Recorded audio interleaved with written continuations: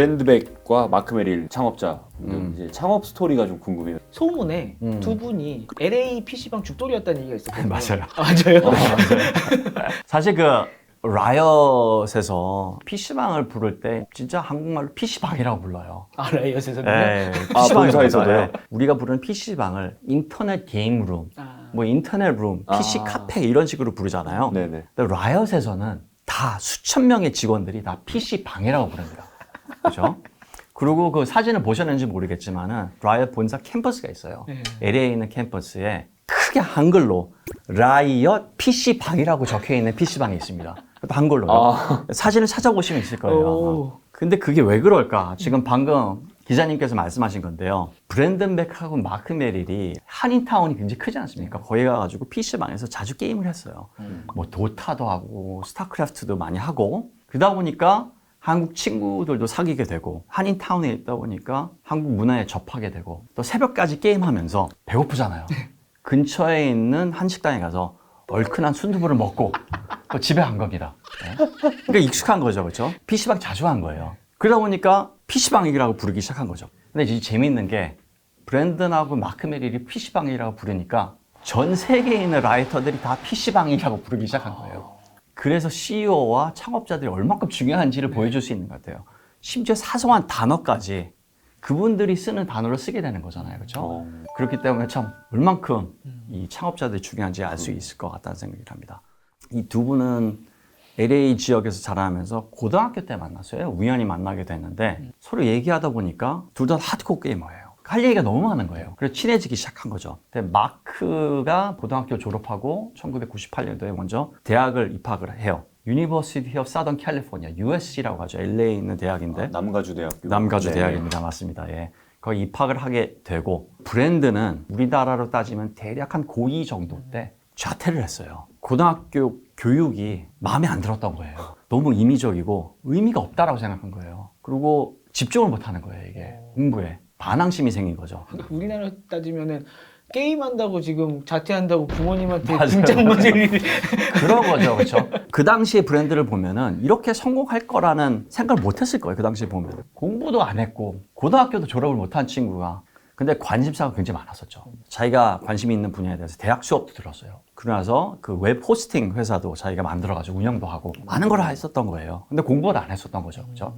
근데 어느 날 그 USC에서 고등학교 졸업 안 하고 주니어들을 받아주는 프로그램이 있다는 걸 알게 된 거예요. 그런 학교들이 많지는 않았었던 거로 알고 있거든요. 우리나라 치면 검정고시를 안 봐도 들어갈 수 있는 거예요. 그렇죠, 그런 거죠. 예. 아마 성적도 보고 인터뷰도 하고 뭐 시험도 치고 그랬을 것 같다는 생각이 들긴 해요. 그래서 거기를 어플라이를 했는데 지원을 했는데 합격이 돼서 마크가 입학한 그 다음 해에 같은 학교로 이제 가게 된 거죠. 그래서 거기서 또 만난 거예요. 당연히 만나다 보니까 친해지고 거의 뭐 매일 밤 게임을 한 거죠. 예, 같이 만나서. 그러고 나서 졸업을 하고 이제 마크는 마케팅 쪽으로 가게 되고 브랜드는 베인 앤 컴퍼니라고 그 전략 컨설팅 펌에 가가지고 이제 전략 컨설턴트가 된 거죠. 그래서 같이 직장 생활을 하면서 룸메가 된 겁니다. 아, 집 하나 같이 해서 같이 사는. 워낙 네. 친해졌으니까 제가 상상을 해보면은 같이 사는 집이 아마도 PC방처럼 세팅이 되지 않았을까. 컴퓨터 2대 이렇게. 그렇죠. 갖다 놓고 뭐 사람들 다 불러가지고 그냥 매일 밤 축제스러운 PC방이 되지 않았을까라는 거를 상상을 했는데 이제 매일 밤 PC 게임을 하면서 이제 많은 생각을 했었어요. 이제 어떤 생각을 했냐면은 게임 회사에 대한 실망이 매우 컸습니다. 왜 이럴까? 게이머들, 커뮤니티에 대한 배려는 없고 수익 창출에만 집중을 할까? 너무 아쉽다. 특히 비즈니스 모델.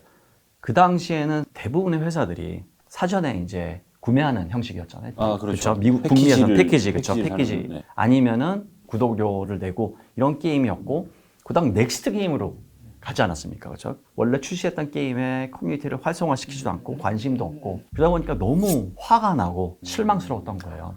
그래서 참 플레이어들을 위한 게임 회사가 있었으면 얼마나 좋을까라는 얘기를 많이 하면서 우리도 게임 회사를 만들 수 있지 않을까? 라는 꿈을 꾸기 시작한 겁니다. 근데 말이야 그렇지 이게 쉽지가 않은 게 이 두 사람은 개발자가 아니에요. 마케팅한 컨설턴트예요. 그렇죠? 개발이라는 것은 학교에서 아주 기초적인 것만 조금 배운 거지 만들 줄을 모르는 사람들이거든요. 대부분의 게임 회사를 보면 개발자 출신들이 창업을 한 거예요. 그렇죠. 이분들 게임을 만들 줄 모르는데 이거 어떻게 과연 할 수 있을까라는 걱정도 많았을 거고. 그러다가 2006년에 우리 회사를 만들자라고 결심을 했습니다. 돈을 좀 모으셨나 봐요. 그 당시에는 돈이 아예 없었죠. 그래요? 그쵸. 그래가지고 이제 비즈니스 플랜을 만들고 네. 가족, 친구들한테 조금씩 얻어가지고 그 당시에는 150만 불을 레이즈했어요. 그러니까 우리나라 돈은 한 20억? 작은 돈은 아니었어요. 그 지금 마케팅 회사 다니던 분이랑 전략 컨설팅 하시던 분이 음. 개발은 할 줄 모르는데 20대 중반. 20대 중반에 네. 돈도 얼마 모으지도 그렇죠. 않은 네. 상태에서 그냥 엔젤 투자를 20억을 받았어요. 그쵸. 가족들 돈 모아가지고 가족도 주변 사람들 뭐 적극적으로 한 거죠. 와. 그만큼 설득력이 있었던 분들이죠. 그죠. 그만큼 또 이 신뢰가 가는 사람들이 아니었나 좀 생각이 되긴 합니다. PT 하나는 기깔나게 하셨나 보네요. 기깔나게 하시죠. 네. 저 그리고 만나보시면 알겠지만은 너무 스마트하신 건 당연하고 그러니까 만나면은 확 빠졌을 뿐이 없는 사람들이라고 생각을 해요. 저도 그랬었고. 그래서 이제 엔젤 투자를 받고 이제 2006년 말에 공식적으로 회사를 설립을 합니다. 그때부터 이제 개발을 하기 시작하는 거죠. 그렇죠? 개발을 하면서 할 줄 모르잖아요. 그러니까 할 줄 모르니까 주변 사람들 모으기 시작하는 거예요. USC에서 엔지니어링 하는 인턴들 데리고 오고 또 주변 사람들한테 설득을 해가지고 애드바이저 해달라고 하고 또 베테랑들 모아가지고 잘 뭐 설득을 해가지고 만들기 시작하는 거죠. 그 당시를 생각해 보세요. 20대 중반에 엔젤 투자 그 정도 받았다고 해서 얼마 안 가거든요. 그렇죠. 실패할 가능성이 더 높잖아요. 능력 있는 개발자고 업계에 있는 사람이라면 뭘 믿고 그쪽에 가겠습니까? 그렇죠. 그러니까 맨땅에 헤딩한 거죠. 근데 이 사람들이 그래도 모든 사람들한테 다가가서 설득을 하고 비전을 보여주고 계속 지속적으로 다가가고 풀타임이 안 되면 괜찮다. 우리 그냥 가끔씩 와서 얘기 좀 해주고 관계를 가져가자. 이런 식으로 해가지고 관계를 맺어가다 보니까 사람들이 너무 신뢰가 가는 사람들이에요. 그래서 이제 나중에 조인하게 되고 그랬던 거죠. 지금은 너무 잘된 회사지만 그 당시에는 몇 번 망할 뻔이 몇 번 있었어요. 돈도 없었고 그러게요. 개발하다 보면은 사실 원하는 대로 안 되거든요. 뭔가 이상한 거예요. 뭐라고 딱 짚을 수는 없는데 우리가 예상했던 거하고 다른 방향으로 간 거예요. 게임이. 예, 게임이. 네. 그리고 비즈니스 모델. 예를 들어서 이분들은 프리 투 플레이를 원했습니다. 프리 투 플레이는 부분 유료화잖아요. 그렇죠? 한국에서는 워낙 당연한 거고 옛날부터 있었잖아요. 그렇죠? 한국에서 시작한 거고 2006년 당시 북미에서는 부분 유료화라는 게 거의 없었어요. 다 패키지 게임이었었고요. 아, 그렇죠? 한 번 사면 땡. 땡. 그렇죠. 네. 그거 안 된다고 생각한 거고 또 이 아시아나 다른 지역을 보면은 페이 투 윈 비즈니스 모델이 있었죠. 그러니까 아이템을 사면은 네. 강해지. 파워를 이제 강해지는 거죠. 근데 이분들이 원하는 거는 그건 코스메틱으로 가겠다. 코스메틱이라는 게 그냥 외향적인 아바타 같은 아이템들이죠. 게임의 승패에 전혀 지장이 없는. 네네. 지금 뭐 롤에 있는 게임. 스킨들 말씀. 그렇죠. 스킨들, 뭐 챔피언들, 그렇죠. 이런 얘기를 하다 보니까 투자한 사람도 그렇고 같이 합류한 사람들도 이거 원래 이런 거 안 돼. 야, 사람들이 그거 강해지지도 않는데 그거 왜 사겠냐? 왜 사? 이분들 이게 아니라고 생각했던 거거든요. 자기 게이머 직감이라는 게 있지 않습니까? 직접적으로 본인들이 모르지만 공부하고 책도 읽고 뭐 많은 사람들 만나면서 직접 개발에 참여하기 시작한 거예요. 그래서 워낙 똑똑하다 보니까 레벨업이 돼가지고 2년 후에는 원하는 모습이 조금씩 나오기 시작하는 겁니다.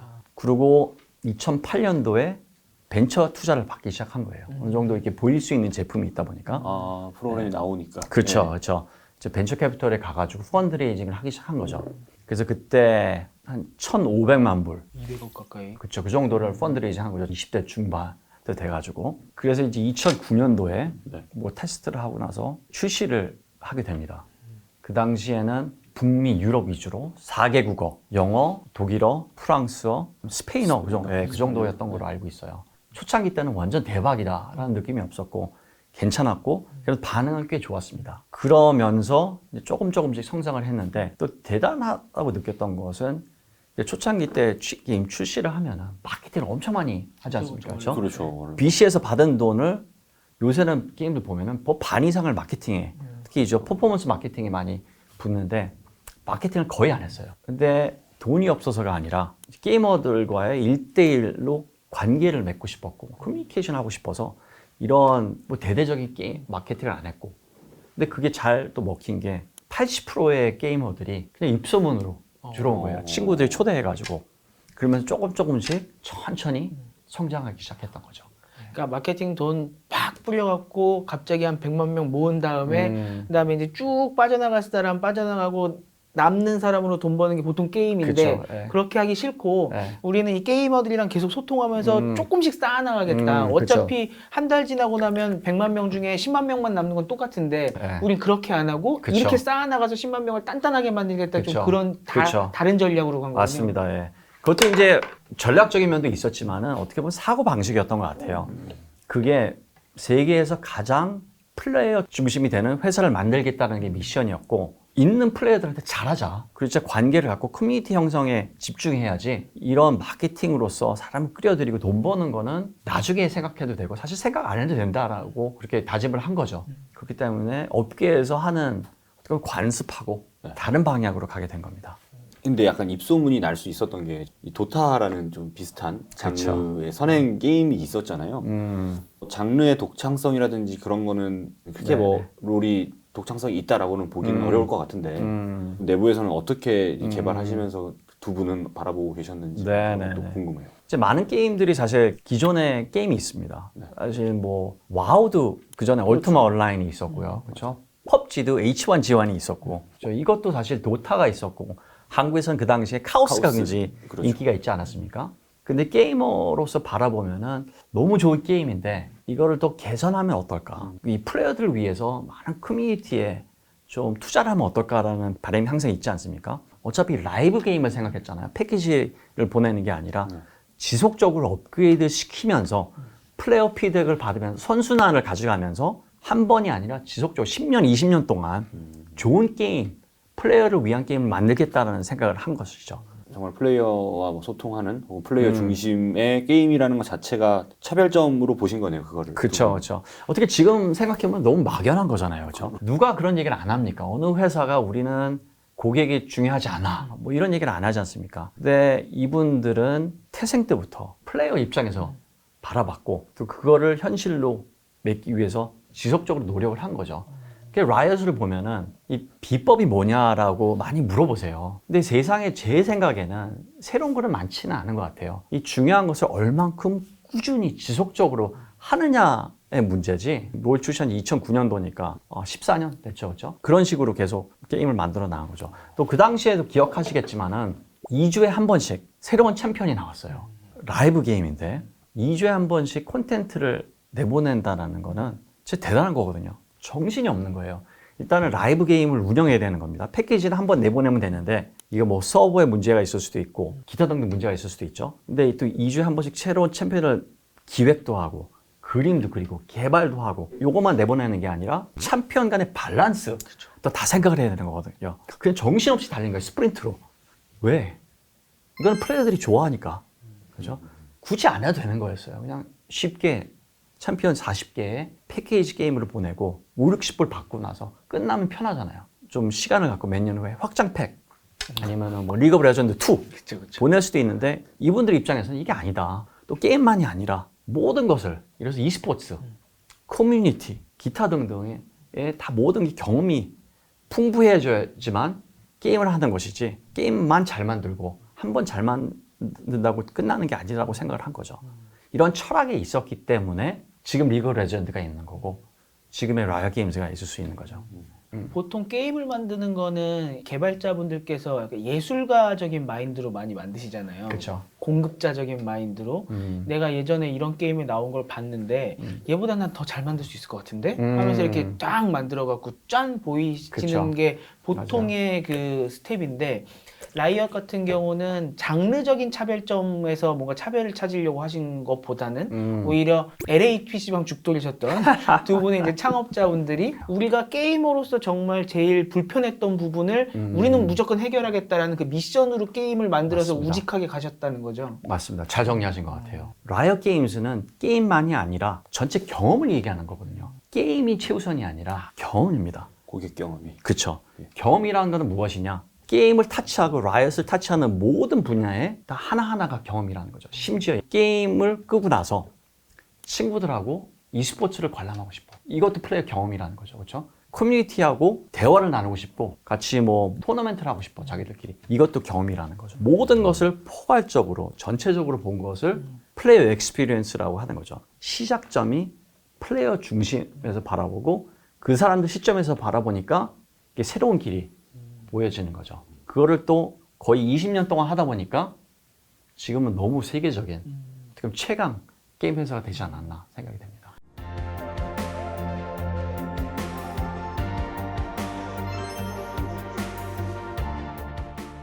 대표님이 블리자드 엔터테인먼트에서 사실 네. 굉장히 잘 되고 있었잖아요. 월드 오브 워크래프트라는 게. 네. 저희가 또 기사를 찾다 보니까 대표님께서 또 프라이싱 9,800원 네. 처음에 나올 때 네. 한 달 정액 요금제 맞나요? 네. 그것도 결정을 하셨다고 봤고 MMORPG 월드 오브 워크래프트가 굉장히 성공적으로 한국에 런칭을 했고 늘 PC방 1위 게임을 잘할 때 옮기신 거예요. 라이엇으로. 네. 왜 그러셨어요? 그 당시에 제가 입사하자마자 마케팅 상무로서 주어진 업무 중에 하나가 그거였던 거거든요. 프라이싱을 굉장히 미국 수준에 맞춘 거예요. 그 당시에 한국 대표를 하고 나서 동남아로 싱가포르에 갔었죠. 아 그때가 이제 블리자드 싱가포르 동남아 그렇죠. 싱가포르에서 지사를 담당하시던 설립하고 담당했을 때인데 싱가포르에 간 지 얼마 안 돼서 업계에 있는 지인하고 점심 식사를 하게 됐었어요.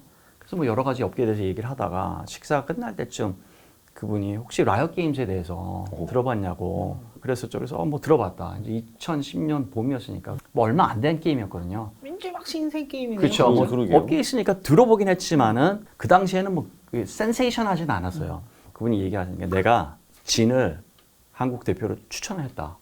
그래서 깜짝 놀랐었죠. 그러면서 이제 너무 고맙긴 한데 난 전혀 관심이 없는데 아니, 네. 따지고 보면 나 지금 1위 팀의 그쵸, 수장인데 네. 무슨 그렇죠. 저기 이제 신생팀 가서 신생팀, 맡으라고 이게 그쵸. 그걸 추천했다는 게 지금 나한테 도움이 되는 거야 이게? 그렇죠. 그 당시에는 사실 라이엇 게임즈 한 100명 됐나? 뭐 그 정도였으니까 스타트업이었죠. 몇 달 후에 그분이 또 얘기를 하시더라고요.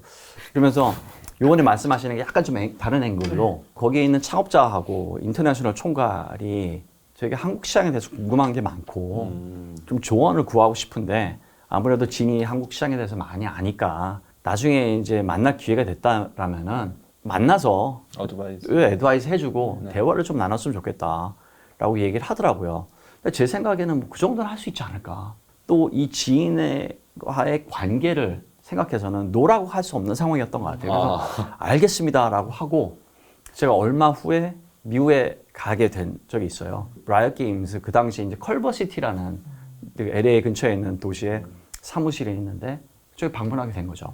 그 컬버시티에 있는 사무실이 되게 평범한 그냥 매우 매력 없는 건물들이 그냥 몇 개 있는 사무실에 있었었죠. 거기 이제 딱 갔는데 블리자드 얼바에 있는 본사하고 너무 비교가 되는 거예요. 블리자드 거기는 막 동상도 있고, 막 늑대탄 그렇죠. 뭐 그런 것도 있고. 근데 여기는 너무 평범한 그냥 사무실 하나 딱 한 반층 뭐 그 정도 되는 거예요. 거기도 실망을 했었죠. 그렇지만 뭐 내가 여기서 일할 건 아니니까. 아 그렇죠. 그래서 리셉션에 앉아가지고 브랜든 백하고 니콜로 로란트를 만나러 왔다라고 이제 말씀드렸어요. 그 당시 이제 마크 메리는 출장 중이라서 나중에 만났고요. 그래서 이제 기다리고 있는데 이 두 분이 나온 거예요. 원칠한 청년 두 분이 나왔는데 헐리우드 배우같이 너무 잘생긴 거예요. 깜짝 놀랐죠. 네. 브랜든 사무실에 가가지고 막 여러 얘기를 한 거죠. 근데 한 30분, 1시간 정도 만날 거라고 생각했던 게 2시간이 헐 넘은 거예요. 저는 사실 긴 미팅을 별로 안 좋아하는 사람이거든요. 네. 근데 저도 시간 가는 줄 몰랐던 겁니다. 그래서 이제 나올 때쯤 저를 이제 리셉션 쪽으로 데려다 주면서 니콜로하고 브랜든 이런 얘기를 하더라고요. 아, 진 같은 사람하고 좀 일했으면 좋겠다. 같이 일할 수 있는 기회가 있었으면 좋겠다라고 얘기를 하더라고요. 저도 고맙기도 하고 이게 좀 당황스럽기도 하죠. 그래서 이렇게 저를 좋게 봐주실 수 있나. 근데 얼마 후에 니콜로 로란트가 저한테 이메일이 온 거예요. 잠깐 통화 좀 하자고. 그 당시 이제 스카이프로 통화했었죠. 네. 그렇죠. 스카이프 시대였으니까. 스카이프로 통화하면서 그분이 이제 공식적으로 조인했으면 좋겠다라고 얘기를 하더라고요. 쑥스럽기도 하고 미안하기도 하고 이건 내가 이렇게 거절할 건데. 맞아요. 거절할 건데 그렇죠. 그러면서 미안하다 생각이 들었었죠. 이 타이밍이 아닌 것 같다. 지금 내가 한국에 갈 수도 없는 상황이고. 그리고 몇 달이 지났어요. 이제 겨울이 됐는데 그때 또 연락이 온 거예요. 그래서 이번에는 진짜 굉장히 세게 존해야 된다. 근성 있으시네요. 이 되게 끈질기세요. 이 니콜로는 진짜 포기하는 게 없어요. 근데 그때는 좀 느낌이 달랐어요. 그때 만나고 나서 계속 이렇게 연락을 취하면서 이분한테 푹 빠진 거예요. 근데 이 저한테는 그래도 가지 말아야겠다는 생각이 굉장히 많이 든 거죠. 네. 여러 가지 이유가 있었는데 일단은 그 당시에는 블리자드라는 회사는 뭐 아시잖아요, 그렇죠? 네. 세계에서 제일 잘 나가는 게임 회사고 와우, 디아블로, 워크래프트 3를 스타를 만든 게임 회사이기 때문에 갈 이유가 없었고 또 특히 저는 되게 안정적인 생활을 하고 있었어요. 그 당시에 저희가 너무 원하던 첫 아이가 태어났었고 싱가포르에서 이 아빠로서 안정적인 직장을 다니면서 유지해 나가는 게 제 역할이라고 생각을 했는데 갑자기 싱가포르에 갔다가 한국에 데려와가지고 또 지사를 설립하는 것도 되게 리스크였죠. 그 당시에 기억하시는지 모르겠지만 2010년도 뭐 11년도 그 당시에는 블리자드 외에는 외상 게임들이 다 죽었어요. 우리나라에서 다 죽었어요. 뭐 웬만한 북미나 유럽에서 잘 나가던 게임들이 많았었거든요. 워해머, 에버퀘스트, 던전 앤 드래곤 온라인, 뭐 기타 등등 되게 많았는데 다 망했었거든요. 기억나는 게 정말 워해머 같은 거는 광고는 엄청 했던 것 같은데 맞아요. 예. 막상 언제 나오는지 기억도 안 나고요. 그렇죠. 근데 사실 서양 쪽에서는 다 잘했는데 블리자드 게임 외에는 다 실패를 했거든요. 심지어 지사도 설립하고 그랬는데 다 철수했고 사실 라이엇 게임스가 안 그럴 거라는 보장이 없었거든요. 그러니까 저는 멀쩡한 직장을 두고 사실 돌도 안 된 딸을 데리고 와가지고 지사를 설립하고 나서 고생하면서 직장을 잃을 수 있는 리스크가 있었던 거죠. 근데 제일 큰 것은 마크 브랜든 니콜로라는 사람에 대한 매력을 느끼고 이분들이 너무너무 훌륭한 사람들이고 저와 같이 일하면 너무 좋을 것 같다라는 믿음이 좀 수개월 알게 되면서 생긴 거죠. 직장 생활을 제가 많이 하면서 느낀 게 이런 겁니다. 어떤 회사를 다니는가 보다도 누구하고 일하는가가 더 중요하다. 그러니까 what보다 who가 더 중요하다라는 걸 느낀 거예요. 블리자드까지 합쳐서 그 전에는 다 누구나 다 알 수 있는 브랜드 회사를 다녔습니다. 앞서서 말씀드렸지만은 대기업 컨설팅 펌을 다녔지만은 그렇다 그래서 항상 뭐 성공을 했느냐 행복했느냐 그건 아니었거든요. 그래서 저하고 마음이 맞고 같이 철학적으로 맞고 서로 지원할 수 있는 사람들이 같이 일하면 얼마나 좋을까라는 생각이 들었고 또 두 번째로는 니콜로하고 얘기하면서 저한테 많은 자유와 권한을 주겠다고 약속을 했어요. 근데 이 직장 생활을 하시는 분들 특히 외국계 회사에서 일하면서 지사에서 일하시는 분들은 공감하실 텐데 권한이라는 게 많지 않습니다. 그냥 시키는 대로 해야 되는 게 굉장히 많아요. 거기에 대한 목말랐었죠. 근데 많은 사람들이 이렇게 채용을 할 때 립 서비스로 많이 하지만은 니콜로라는 사람은 이 사람 믿어도 되겠다. 그리고 약속을 지키셨고 제가 한국에 지사를 설립하고 나서 제가 하고 싶은 걸 다 했어요. 그래서 지금까지도 니콜로한테 어떻게 보면 한국 성공에 대한 여러 가지를 이분 때문에 가능한가로 생각하고 감사하게 생각을 하고요. 또 마지막으로서는 같이 하면서 한국 시장의 여러 가지 e스포츠라든지 게임 시장을 좀 붐업을 시킬 수 있지 않을까라는 큰 기대감을 가지고 갔었던 거죠. 근데 이것보다도 제품보다도 사람이 먼저라고 생각을 해가지고 조인하게 된 것입니다. 지금 되돌아보면은 너무너무 인생의 제일 큰 결정이었고 제일 잘한 결정 중에 하나였는데 그 당시에는 이렇게 될 거라는 상상도 못했었고 지금 보면 되게 무모한 결정이었었죠. 그 당시에는. 한국 게이머들의 특성에 대해서 이렇게 말씀을 해주셨다라는. 한국 시장에 대해서 게임의 메카다. 미래를 보여줄 수 있는 크리스털 볼이다. 요거 예. 여기 한국 그쵸, 시장 예. 보면은 이런 식으로 말씀하셨으니까